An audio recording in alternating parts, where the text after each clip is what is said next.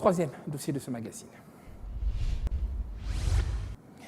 Dans des conditions de déstabilisation sociale et d'anarchie politique, la violence politique des enfants revêt un caractère autonome en République démocratique du Congo. Ils sont pour la plupart les plus vulnérables, utilisés à des fins numériques quantitatives pour démontrer la puissance ou la force de mobilisation des organisateurs des différentes manifestations publiques. Les enfants sont-ils susceptibles d'un comportement politique sans cesser d'être enfants? Si oui, leur violence politique présente-t-elle un caractère spécifique pour lequel les forces de l'ordre devraient les considérer au même titre que les adultes dans le traitement de la réprimande?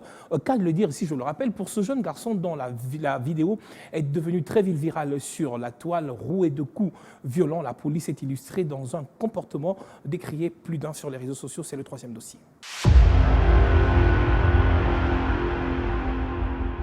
La gratuité de l'enseignement de base se heurte à la délinquance juvénile. Si le taux de scolarisation a augmenté de façon spectaculaire grâce à la gratuité, l'aboutissement du cycle demeure un hic, en particulier pour les filles et les enfants en situation difficile, y compris pour ceux vivant avec handicap. La pauvreté du pays n'a pas eu raison sur les sacrifices des parents. Avec leurs efforts de contribution aux frais scolaires, le pays a atteint un taux de scolarisation primaire de 78%. L'effectif, mais vraiment, c'est exagéré.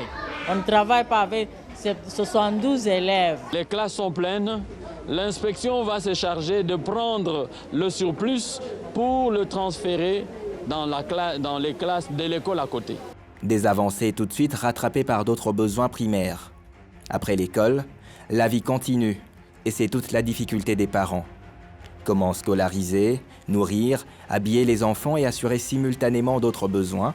Dans ce vide, la rue se voit bondée de monde. Les enfants scolarisés ou non semblent rarement se démarquer a priori. Les écoliers se comportent comme les enfants de la rue.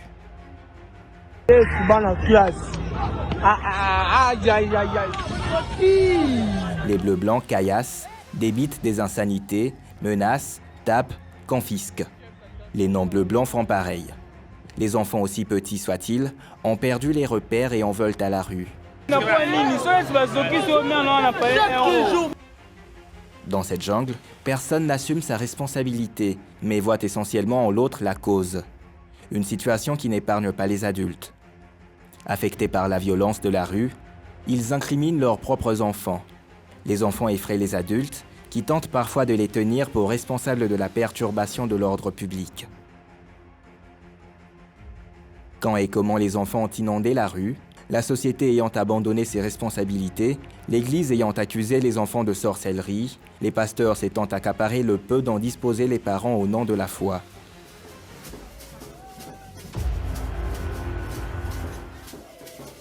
L'État n'a pas amélioré les rémunérations. Les bailleurs, eux, ont revu à la hausse le prix du loyer et mis à la porte leurs locataires. À quelque échelle que ce soit, tout le monde a contribué à ce chaos. Il n'y avait pas autant de Kuluna. Non pas qu'il n'y avait pas de pauvreté à l'époque, mais aujourd'hui la pauvreté elle est plus approfondie et un peu exacerbée du fait aussi du poids démographique. Quand on a faim, on sort les biceps. Les enfants se prennent en charge de leur façon. Et tous les moyens sont bons pour survivre.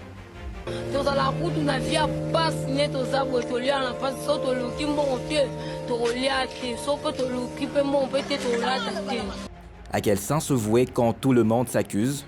Pourtant, la loi numéro 09/001 du 10 janvier 2009 sur la protection de l'enfant et la révision du Code de la famille fixe le cadre de cette protection et les responsabilités. Si tous les enfants sont égaux et ont droit à la même protection, comment criminaliser les enfants en conflit avec la loi? Jusqu'où devraient aller les sanctions envers les enfants Kuluna? La police, nous mettons hors état de nuit et nous les mettons à la disposition de la justice et la justice fait aussi son travail. Ces derniers jours, les images d'un enfant malmené par les policiers lors de la marche du 20 mai ont fait le tour du monde.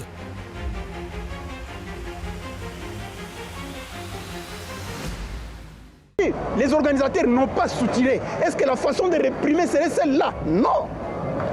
Nous revenons et nous insistons que la manière de réprimer ce genre de comportement a été disproportionnée. Les opposants à Félix Tshisekedi, organisateur de la marche, avaient un argument de taille pour récuser le respect des principes des droits, surtout de l'enfant. Réponse du Loi La Bergère, Tous les moyens et les soins possibles ont été mis à la disposition de cet enfant pour le secourir par le pouvoir en place. Qui pouvait l'imaginer venant d'un parti au pouvoir qui hier était dans l'opposition et protestait contre la barbarie. Le petit garçon est considéré comme un Kuluna par les uns, considération balayée du revers de la main par les autres. Dans l'un ou l'autre cas, c'est un enfant exposé pour des fins on ne peut plus électoralistes, s'exclament les citoyens lambda. Il y a encore un temps, une élève a été violée par ses condisciples et les avis du peuple étaient partagés entre les sanctions à infliger aux enfants violeurs, amis aussi à la victime, données pour une allumeuse par une opinion. Justice eza iso équitable na Congo te. Justice ekomi bakozi bazojuge bango na ndenge na bango babiso babola bazojuge biso na ndenge na biso. Autre cas similaire, des images de partous de finalistes d'examen d'État au jour de la clôture des épreuves ont fait jacasser l'opinion alors que parmi ces enfants, certains seraient encore mineurs. Le droit à la vie, à l'identité, à l'aide, à la famille, à l'éducation, autant de droits que la société doit garantir à l'enfant, peu importe ses conditions. Alors, M. Floribert, la délinquance juvénile se porte plutôt bien en RDC. Tout dépend de ce qu'on entend par délinquance juvénile, mais il est clair que nous avons aujourd'hui des difficultés, des problèmes liés à l'éducation de la jeunesse. Alors, est-ce que vous êtes de ceux qui pensent que ces enfants sont généralement utilisés pour des fins politiques lors des manifestations publiques? Alors, la première chose, il faut d'abord commencer par condamner toute forme de répression, comme celle que nous avons vue récemment, contre un enfant. C'est complètement inadmissible. Ces personnes devraient en réalité être interpellées, poursuivies, et la justice déterminera s'il y a suffisamment d'éléments. Mais il y a des vidéos, il y a des éléments qui ont été publiés, premièrement. Deuxièmement, cette question-là ne devrait pas être prise, je pense, de manière isolée ou de manière symbolique, superficielle. Le problème vient de plus loin que ça. Le premier cadre dans lequel un enfant est éduqué, le cadre d'éducation, c'est la famille. C'est le foyer familial. Dans quel état se trouvent aujourd'hui nos foyers et nos familles? C'est la première des questions. Situation sociale catastrophique. Les parents ne sont plus capables en réalité de prendre en charge leurs enfants. Ils ne sont donc plus capables de les éduquer correctement. C'est le premier des défis. Pourquoi cette situation arrive? Malheureusement, c'est parce que la gouvernance du pays n'est pas suffisamment appropriée pour permettre à ces parents d'avoir des ressources nécessaires, minimales, pour pouvoir éduquer leurs enfants. Ça, c'est la première des choses. Ensuite, il y a maintenant la question de la scolarisation. Encore une fois, la responsabilité de l'État. La Constitution impose à ce que l'enseignement jusqu'à un certain niveau soit gratuit et d'ailleurs obligatoire, et tout enfant a le droit de pouvoir bénéficier de cet enseignement. Est-ce le cas aujourd'hui? Officiellement, oui. Mais encore une fois, je pense qu'il y a beaucoup de progrès, beaucoup de choses à faire par rapport à cette question-là. Alors je crois que cette vidéo ne vous a pas échappé, hein, celle de ce jeune garçon tabassé par la police sur les réseaux sociaux. Ceux du pouvoir sont allés leur rendre visite pour ici démontrer que ces enfants étaient enrôlés par l'opposition. Ceux de l'opposition également ont pris cette vidéo pour justement démontrer ce qu'ils ont appelé de réprimande exagérée sur la population. Finalement, c'est à des fins électoralistes. Hein. Bon, loin de moi, cet enfant est pris finalement pour un bouc émissaire. Loin de moi la volonté de rentrer dans cette polémique, encore une fois, qui nous éloigne des problèmes prioritaires auxquels les Congolais font face. Le problème de l'éducation, tout ce que moi je ressors de cette vidéo, c'est qu'il y a un problème sérieux, important. D'abord, au niveau de l'éducation de nos enfants. On a quand même plus de 40% de la population aujourd'hui à moins de 14 ans. Élément très important. Deuxième élément, c'est que malheureusement, la répression des appareils de sécurité s'est poursuivie.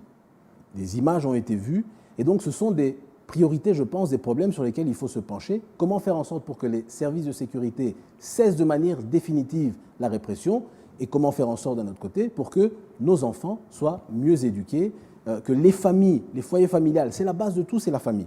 Que nos familles puissent avoir les capacités d'éduquer correctement leurs enfants et que la qualité de l'enseignement, au-delà de la gratuité, que la qualité de l'enseignement soit de meilleure qualité. Moi, j'ai une question à nous poser à tous. Pourquoi jusqu'aujourd'hui, notre programme d'enseignement n'a jamais évolué? Pourquoi ce programme ne s'est pas adapté à nos réalités? On va de réforme en réforme, finalement, il n'y a rien sur le terrain. Mais concrètement, le programme ne change pas. Ce sont des questions fondamentales et prioritaires auxquels nous devons répondre, auxquels nos dirigeants doivent apporter des solutions. Alors qu'à cela ne tienne, quel est quand même le degré de responsabilité de l'enfant?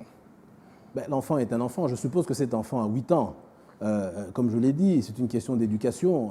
Il est clair que l'enfant a posé certains actes, mais c'est un enfant comme tous nos enfants. Quand un enfant n'est pas encadré, quand un enfant n'est pas éduqué, il ne fait pas la différence entre le bien et le mal. Donc la responsabilité première n'est pas celle de l'enfant, c'est celle de la société tout entière. Ensuite, celle des gouvernants, et celle des gouvernants est liée avec celle de la famille.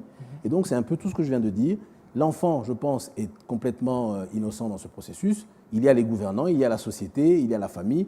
Tous ces groupes-là doivent à un moment donné prendre leurs responsabilités. Alors finalement, cette fameuse question des Kuluna à Kinshasa ou en province, comment concrètement peut-on la régler? Encore une autre conséquence de la situation finalement sociale dans laquelle Vous pensez que c'est une bombe à retardement? Ce n'est pas une bombe à retardement, la bombe est déjà là. Elle a déjà, je pense, explosé. Vous le voyez très bien. Elle n'est plus à retardement, la bombe est là. Je viens de vous dire il y a quelques minutes que nous avons aujourd'hui plus de 40% de la population qui a moins de 14 ans. Imaginez-vous les dégâts si nous ne résolvons pas rapidement cette question de l'éducation de nos enfants, de l'éducation des jeunes. Et donc la question des Kuluna est une réalité, mais attention, c'est une conséquence de la situation sociale, de la gouvernance du pays et finalement du manque d'opportunités d'abord pour les parents de ces enfants qui finissent par les mettre dehors et deuxièmement du fait que ces enfants sont n'ont plus de repères, n'ont plus de famille et sont jetés dans la rue sans ressources et sans moyens. Donc, ce sont des conséquences. Alors, une dernière question avant de nous séparer. Qu'en est-il justement de la protection de l'enfant dans ce contexte de politisation de tous les domaines, ou presque, on va dire, de la vie en général? Elle devrait être prioritaire. D'où encore nos consultations.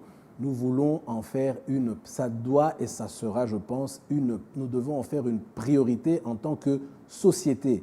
Ce n'est pas seulement la protection, c'est l'éducation de l'enfant, la protection de l'enfant. Vous avez combien d'enfants soldats qui sont utilisés à l'est du Congo? Mais encore une fois, tout ça, ce sont des conséquences de la non-prise en charge de la problématique, par les gouvernants, et ensuite de toutes les conséquences qui arrivent avant d'en arriver à ce que l'enfant se retrouve dans cette situation. Donc ça devrait être une priorité, et en tant que citoyen, nous allons faire en sorte que les dirigeants en fassent une priorité. Un dernier mot? Dernier mot, oui. Je demande à nos compatriotes, qui ont probablement certains d'entre eux suivi le lancement de la campagne Congo Tolingi, de participer massivement à cette campagne. Je pense qu'il est temps que les citoyens, que les Congolais reprennent, entre guillemets, leur pouvoir leur pouvoir de décider des priorités de ce dont les dirigeants devraient, ce sur quoi les dirigeants devraient se focaliser. Et donc nous appelons tous les Congolais à participer. Il y aura des activités physiques, il y aura une consultation virtuelle et donc nous allons communiquer le plus possible pour qu'un maximum de Congolais participent à ce processus qui doit nous emmener, à l'élaboration d'un contrat social que nous devrons tous ensemble imposer à tous ceux qui veulent diriger le Congo demain. Et quatrième étape, nous devrons faire en sorte qu'il y ait une redevabilité sur le respect de ce contrat social. Floribert Onzolunier, je rappelle que vous êtes activiste et également économiste. Merci d'avoir répondu à notre invitation. Merci à vous, M. Mbouya.